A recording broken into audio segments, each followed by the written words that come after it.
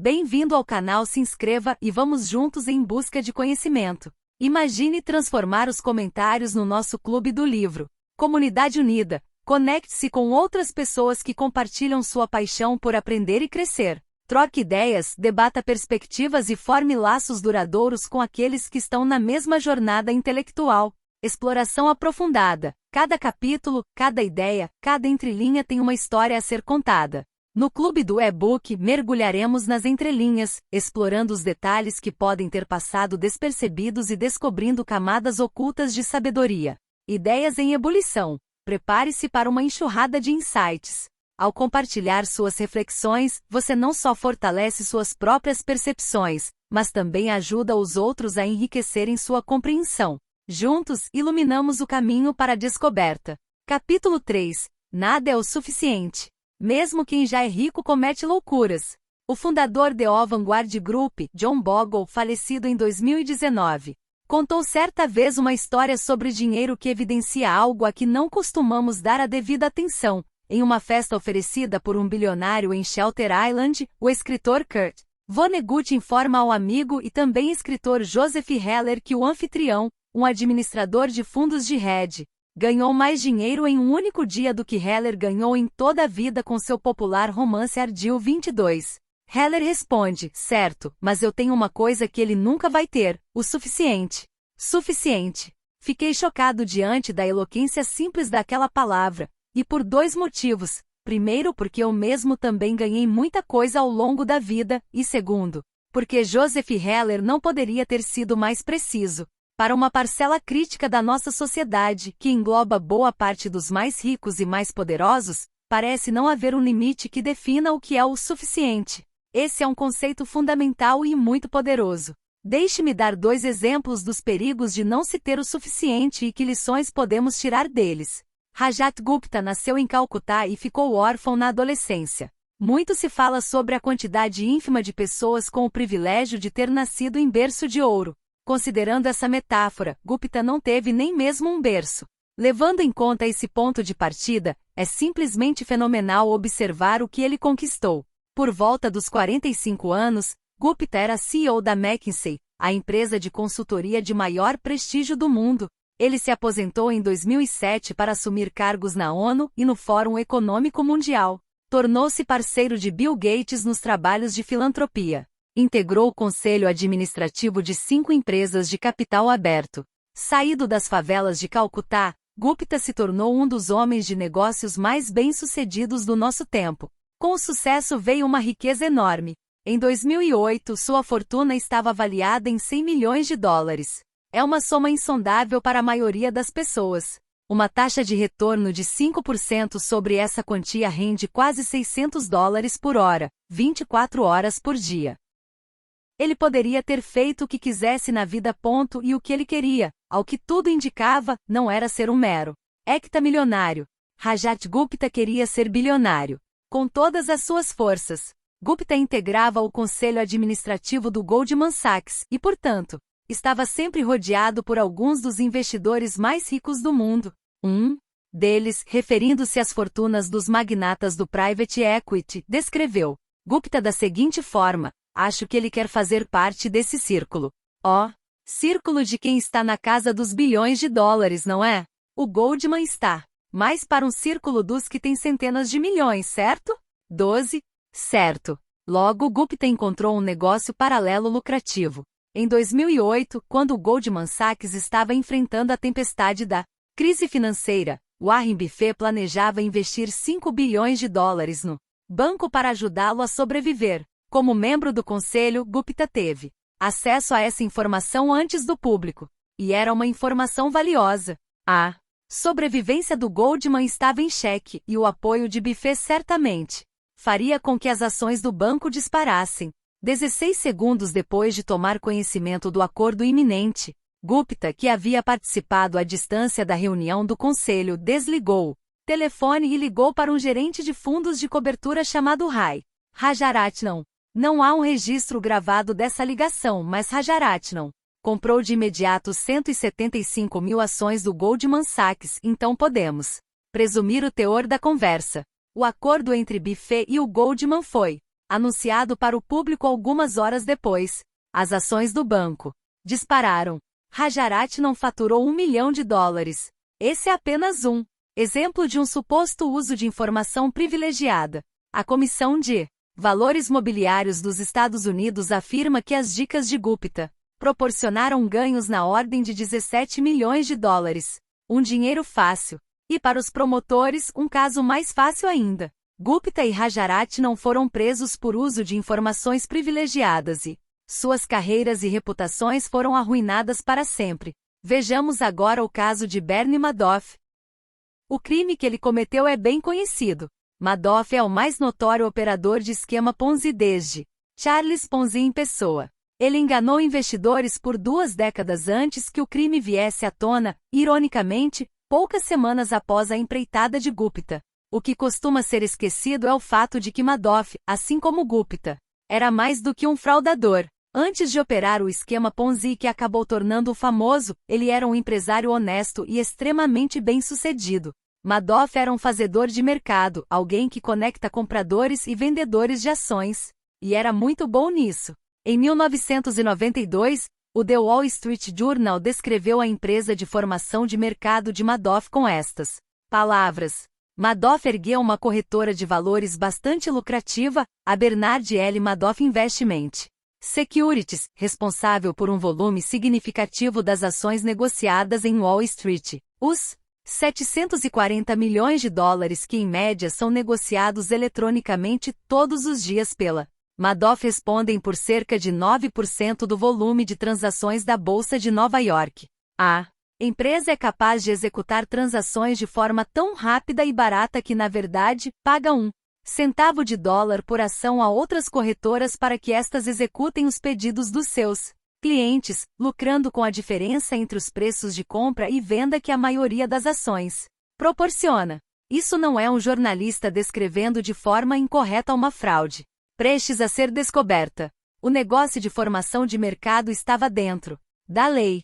Um ex-funcionário relatou que esse mercado rendia a Madoff entre $25 milhões e $50 milhões por ano.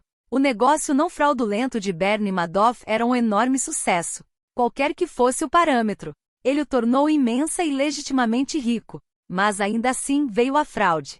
A pergunta que devemos fazer a Gupta e a Madoff é por que um indivíduo, com uma fortuna na faixa de centenas de milhões de dólares está tão desesperado atrás de mais dinheiro que é capaz de arriscar tudo nessa busca. Os crimes cometidos por aqueles que vivem à margem da sobrevivência são diferentes. Um golpista nigeriano disse certa vez ao The New York Times que se sentia culpado por ter prejudicado outras pessoas, mas que a miséria fazia com que não doesse tanto. O que Gupta e Madoff fizeram é outra coisa.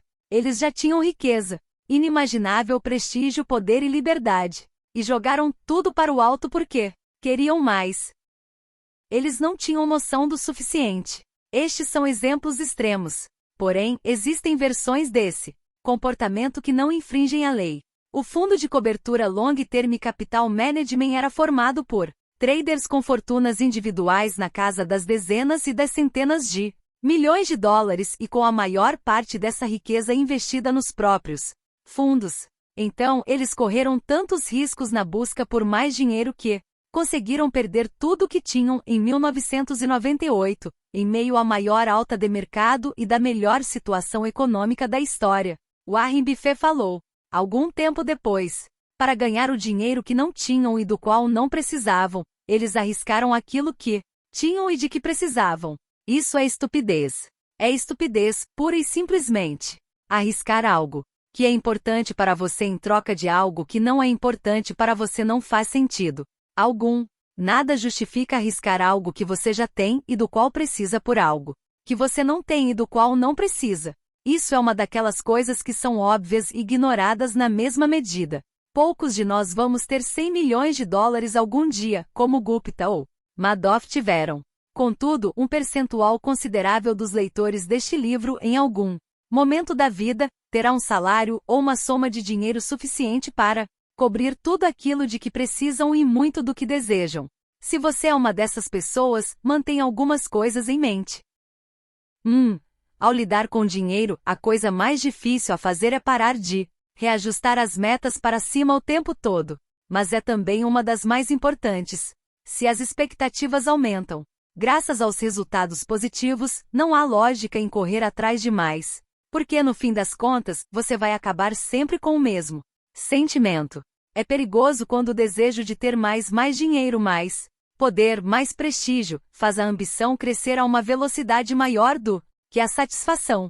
Nesse caso, um passo adiante empurra a meta 2 passos à frente. Apesar do avanço, a sensação é de estar ficando para trás, e a única forma de alcançar a meta é correndo riscos cada vez maiores. O capitalismo moderno é ótimo em fazer 2 coisas: gerar riqueza e gerar inveja. Talvez elas andem de mãos dadas. Querer superar seus pares pode ser o combustível para se esforçar mais. No entanto, a vida não é nada divertida sem um senso de suficiência. A felicidade, como se diz, é o que sobra dos resultados depois de subtraídas as nossas expectativas. 2. A comparação social é a questão.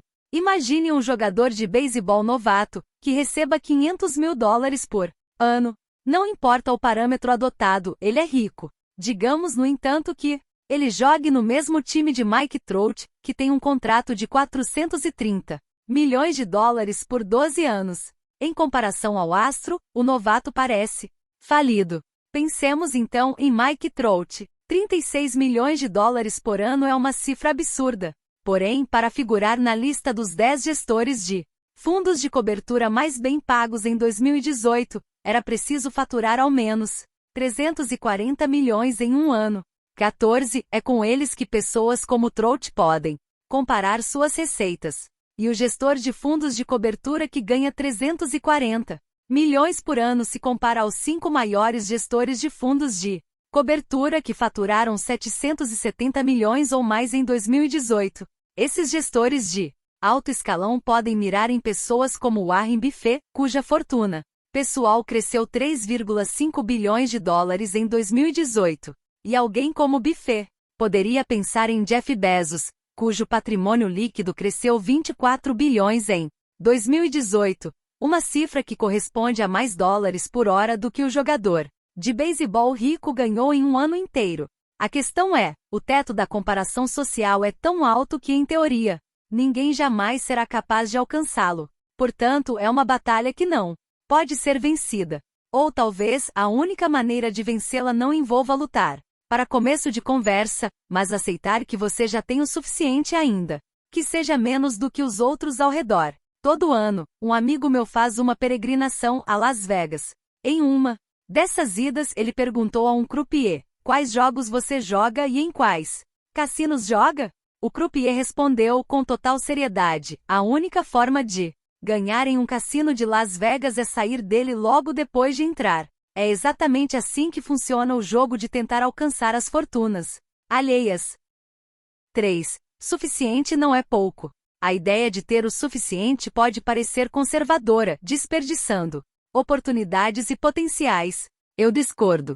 Suficiente é perceber que o oposto disso, ter um apetite insaciável por mais, vai levá-lo até o ponto do arrependimento. A única maneira de saber o quanto você aguenta comer é comendo até passar mal. Poucos tentam fazer isso porque, por melhor que seja a comida, vomitar não compensa. Por alguma razão, essa mesma lógica não é aplicada aos negócios e aos investimentos, e muitos só param de correr atrás de mais quando vão à falência e são forçados a parar. Pode ser algo que só cause mal a você mesmo, como ter uma crise de burnout no trabalho ou alocar recursos em um investimento arriscado que você não tem como bancar, ou, em casos extremos, agir como Rajat Gupta e Bernie Madoff, recorrendo ao roubo. Porque cada dólar vale a pena, dane-se as consequências.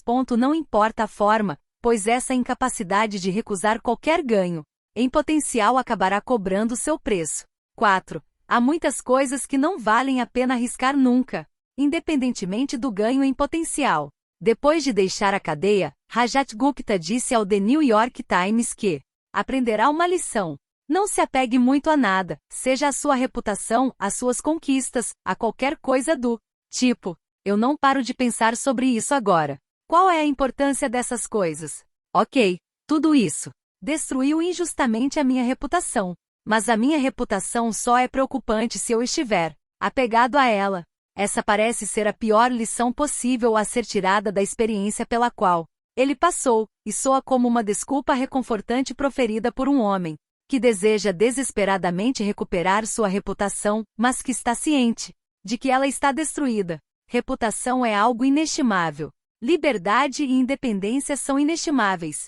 Família e amigos são inestimáveis. Ser amado por aqueles que você deseja que o amem é inestimável. Felicidade é inestimável. E a melhor maneira de manter essas coisas é saber a hora de parar de correr riscos que possam ameaçá-las. É saber quando você tem o suficiente. A boa notícia é que a ferramenta mais poderosa para se ter o suficiente é muito simples e não exige colocar em risco o que é inestimável para você. Próximo capítulo trata disso.